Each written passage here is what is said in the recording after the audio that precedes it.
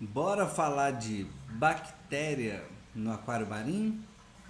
Vamos lá. Primeiro, introduzir as bactérias. Será que elas são importantes?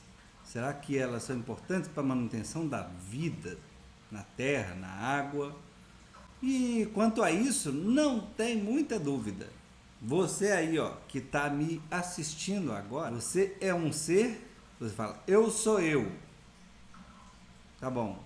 As células do meu corpo, meu cérebro, tudo que eu tenho aqui que veio do meu zigoto ali, da união do espermatozoide com o óvulo. Só isso manteria você vivo na Terra? Não.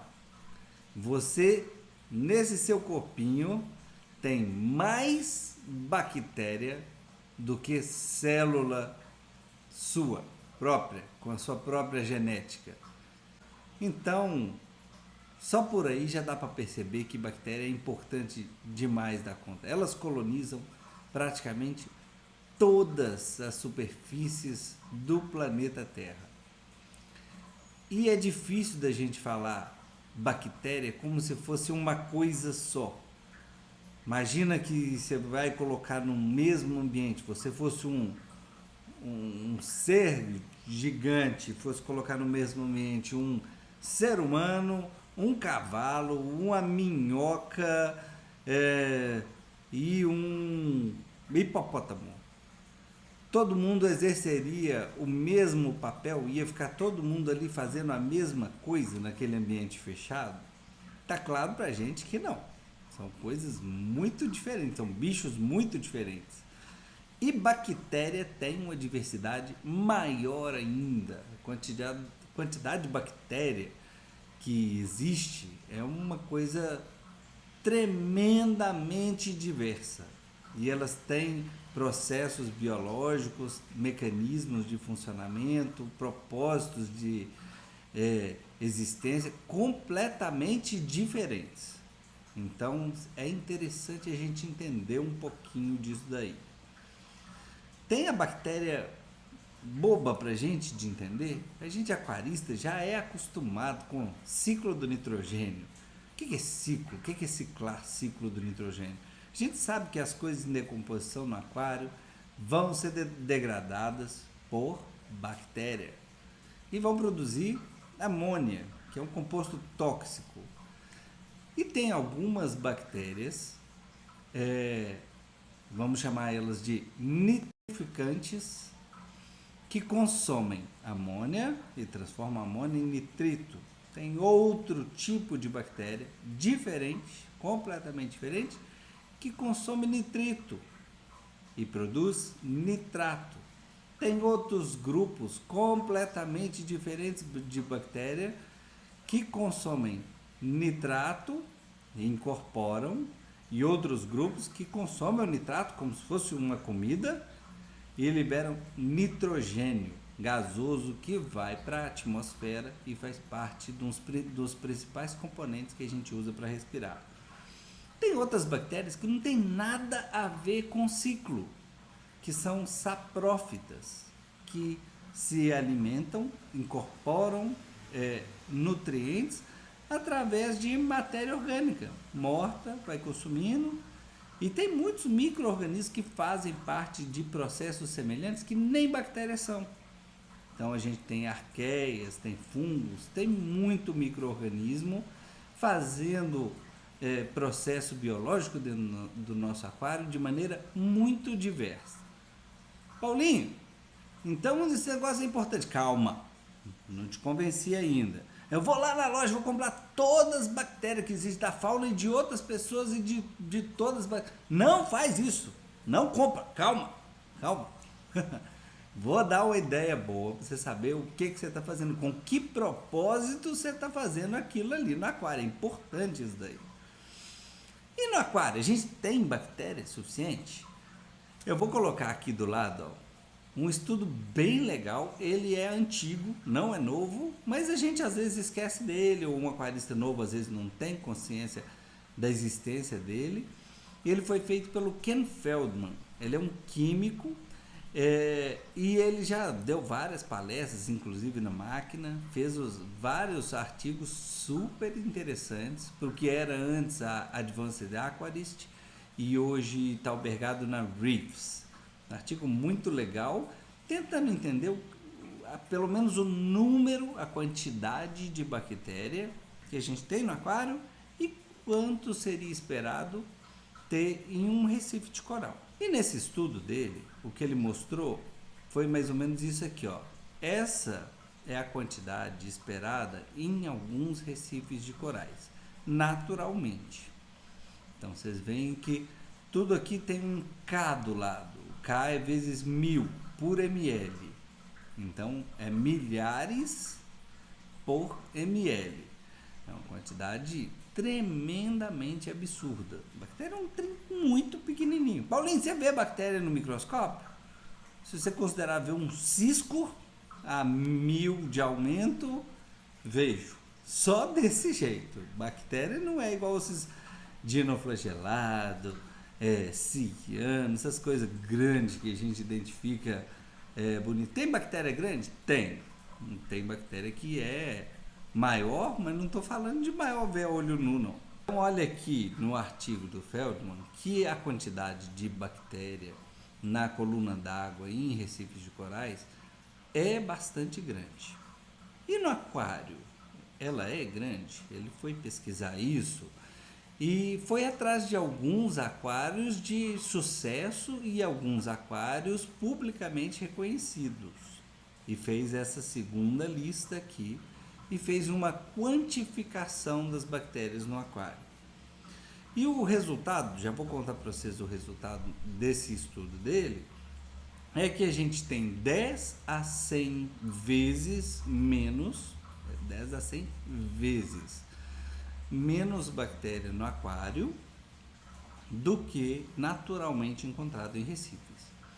É um dos motivos que eu não sou muito fã do uso regular de ozônio, mas enfim, deixa essas coisas para um segundo momento de discussão. Mas, de fato, ter bactéria no aquário é tentar simular um pouco, falhando, deixando muito aquém, mas tentar simular um pouquinho do que existe de bactéria na natureza.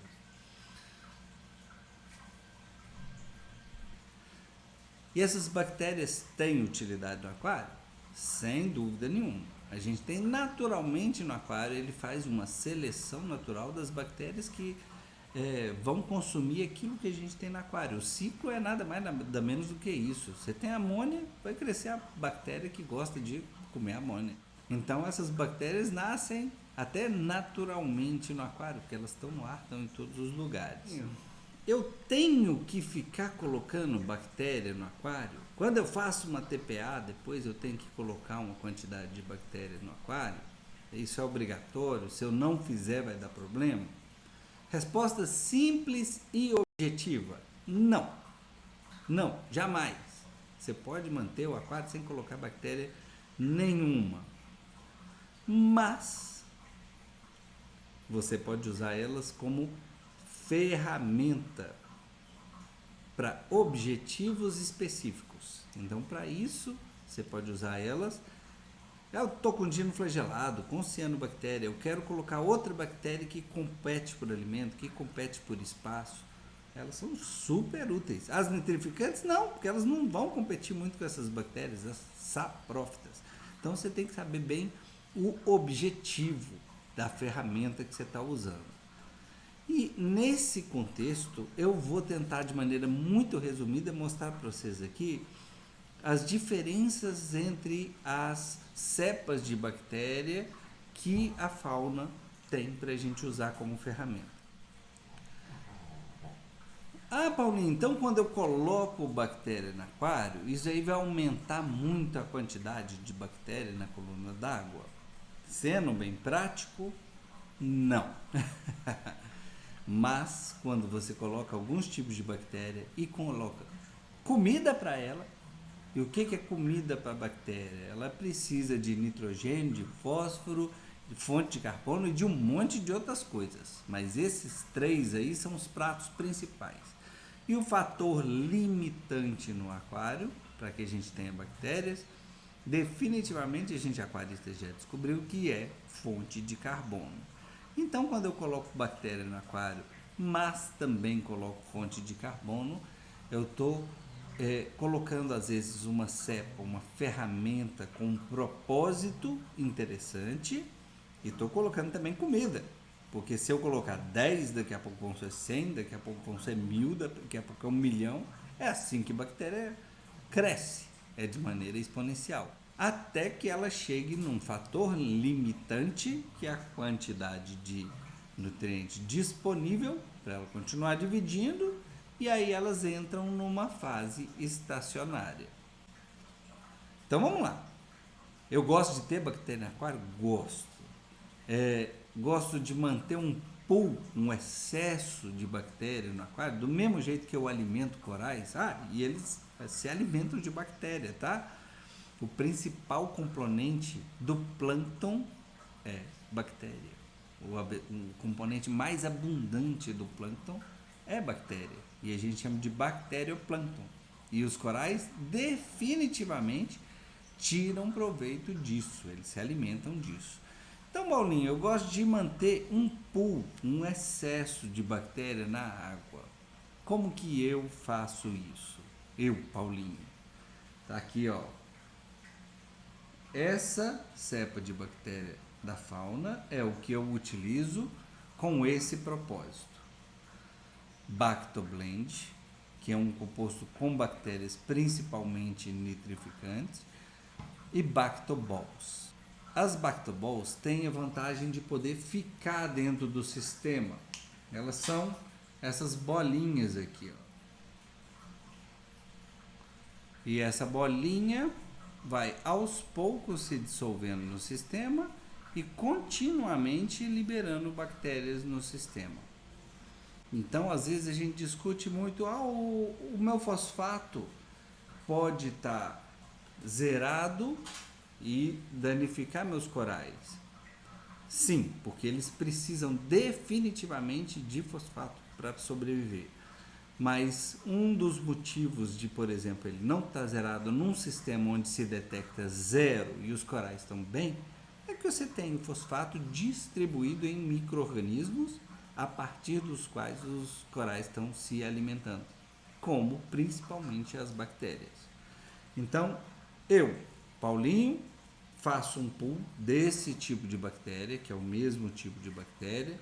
Toda noite acrescento um pouquinho, 1 ml, para ser exato, no meu sistema de dose de carbono. E por que essa fonte de carbono você usa, Paulinho da Fauna? O que ela tem de vantagem? Uma das vantagens é que ela não é só fonte de carbono. Ela tem vários outros compostos. Uma coisa que a gente pode observar, por exemplo, é de que quem dosa carbono regularmente, existe um consumo mais alto de potássio, por exemplo, no sistema. E ela tem componentes que são consumidos por bactérias, incluindo potássio. Por exemplo, toda noite eu acrescento um pouco de dosagem de carbono, mesmo com os meus nutrientes controlados, só para, no meu caso, manter um pool bacteriano frequente disponível no sistema. É obrigatório fazer isso? Não. Tem benefício fazer isso? Acredito eu que sim. Tendo em vista o que eu já li em artigo, em discussões, não vou dizer que essas coisas são muito clássicas, que está bem determinado, não. Mas eu acredito que sim. E no meu sistema eu faço isso. Mas a fauna tem, vocês vão ver também, produtos diferentes com conteúdo de bactéria com finalidade diferente. Um produto muito interessante que eu uso periodicamente, uma vez por mês eu coloco uma colher desse produto. Ele recomenda a colher de chá, põe um pouquinho menos, mas uma vez por mês. De vez em quando, para dar uma limpeza, igual quem está fazendo uma faxina, eu coloco mais um pouquinho. Isso aqui são bactérias liofilizadas. São esporos Quem produz essas bactérias, pessoal, não é a fauna não, tá? A fauna faz todo o processo de fazer essa bactéria chegar até na gente, mas quem produz isso aqui são empresas de microbiologia com reatores gigantes, com culturas de bactérias. É a partir daí. É a partir daí que a gente sabe que isso aqui não é água, pó, farinha. Não, definitivamente não. Numa empresa séria, isso aqui é feito por quem produz bactéria mesmo. E essa bactéria é liofilizada. Ela lembra um pó, tá bom? Natural Rebiotic. Qual é a finalidade dela? Competir com outros micro-organismos e limpeza. Ela foi desenvolvida através de testes com algumas cianobactérias que estavam muito resistentes a tratamento a múltiplas medidas. E a partir daí é que o pessoal da fauna nos laboratórios, o Claude e os seus funcionários fizeram vários testes com várias cepas e chegaram em uma bactéria que era mais agressiva, mais competitiva do ponto de vista de limpeza, saprofítica, de tirar resto. Isso daqui eu uso com essa finalidade de limpeza. Ah, Paulinho, eu tenho dinoflagelado ou cianobactéria e eu quero um competidor à altura, um competidor que vai dar conta suficiente de proliferar. Essa é a melhor bactéria para isso. Vou colocar só isso daqui? Nesse caso, não. Eu colocaria esse tipo de bactéria e fonte de carbono. Por quê? Porque aí eu estou colocando a semente e o combustível. E é a partir daí que eu vou começar a resolver problemas. Ah, Paulinho, mas faltou uma bactéria aí. Faltou. Bactotherapy. Qual é a finalidade dessa bactéria? Segundo o Claude e o pessoal lá da fauna, ela foi testada através de cepas de bactérias que vão consumir compostos que liberam odor ou compostos em decomposição. Vamos imaginar que você tem um peixe que morreu. Aquilo ali está liberando composto de decomposição, boa parte deles derivado de enxofre. E a gente tem bactérias específicas para consumir isso. Então, quando você tem muita matéria em decomposição, algum problema que gerou matéria em decomposição no aquário, a bactéria, a ferramenta com finalidade de resolver isso, é essa daqui. Paulinho, eu posso periodicamente acrescentar tipos diferentes dessas bactérias no aquário? Pode. Elas vão ficar para sempre no aquário fazendo aquela tarefa? Não. Me desculpa, mas não. O que a gente já viu também é que no aquário outras bactérias vão se dar bem, em longo prazo elas vão se proliferar mais do que isso daqui. Então, pessoal, a finalidade das bactérias que a gente usa é essa: servir de ferramenta, servir de alimento e ajudar com objetivos específicos no sistema. Se vocês tiverem dúvida, deixa aqui, a gente sempre tenta auxiliar e resolver, e eu espero ter ajudado. Abraço, marítimos!